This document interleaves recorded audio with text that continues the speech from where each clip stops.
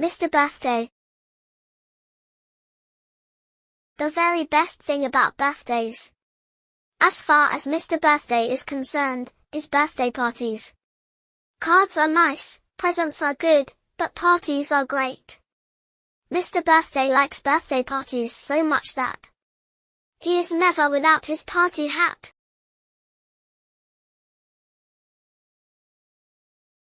And Mr. Birthday is very good at organizing birthday parties. He likes to make sure that everyone he knows has a party on their birthday. In just the last 3 weeks, he has organized a party with 2 cakes for Mr. Greedy,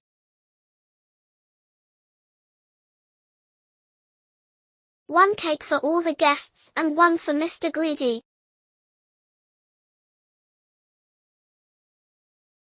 A party with silly hats for Mr. Silly because Mr. Silly is silly. And a party with no balloons for Mr. Jelly, because Mr. Jelly is scared of balloons, in case they go pop.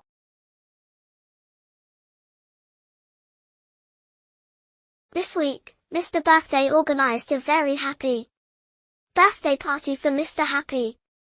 He invited all of Mr. Happy's friends, including Little Miss Sunshine, Mr. Funny, Little Miss Lucky, and Mr. Bump. Mr. Birthday put up lots of balloons and a big banner saying, "Happy birthday, Mr. Happy." And he organized fun party games for everyone to play.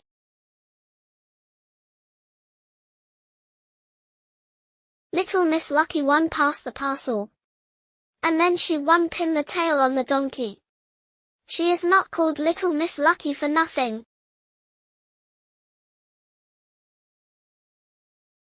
It was difficult to know who won musical chairs, because Mr. Bump kept knocking over the chairs.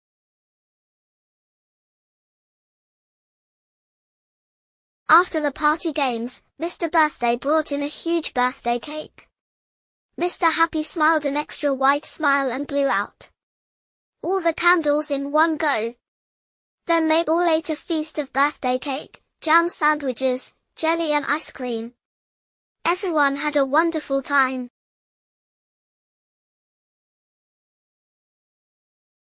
When the party had finished, Mr. Happy thanked Mr. Birthday. "We mustn't forget that extra special birthday next week," added Mr. Happy with a wink, as he said goodbye.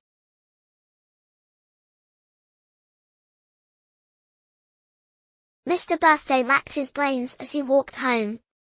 I wonder whose birthday Mr. Happy was talking about. He puzzled.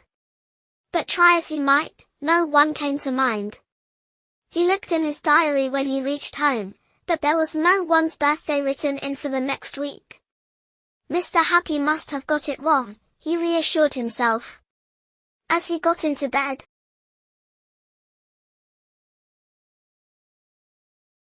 But the next day, Mr. Birthday kept overhearing things that seemed to suggest there really was a very important birthday coming up.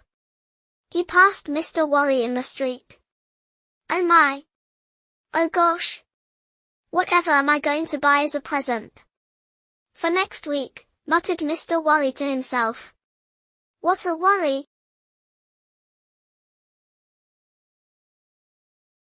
He overheard Mr. Forgetful, who was repeating, "I must not forget the party next week. I must not forget the party next week. I must not forget the party next week," over and over to himself. "I must not forget that," he said and stopped mid-sentence. Then he looked at his hand. The party. I must not forget the party next week. Poor Mr. Birthday was distraught. How could there be a birthday, and a birthday party he knew nothing about?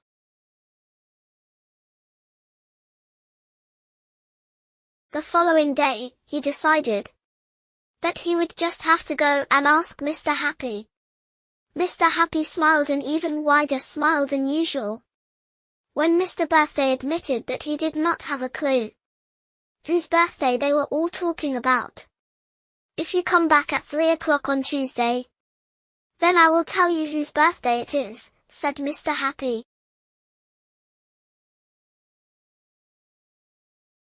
By Tuesday, Mr. Birthday was very, very curious. Have you guessed whose birthday it is yet?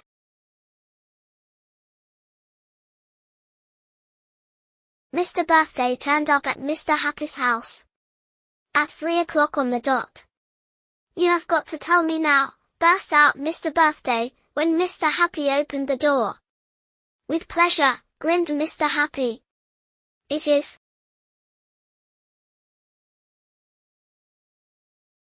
your birthday.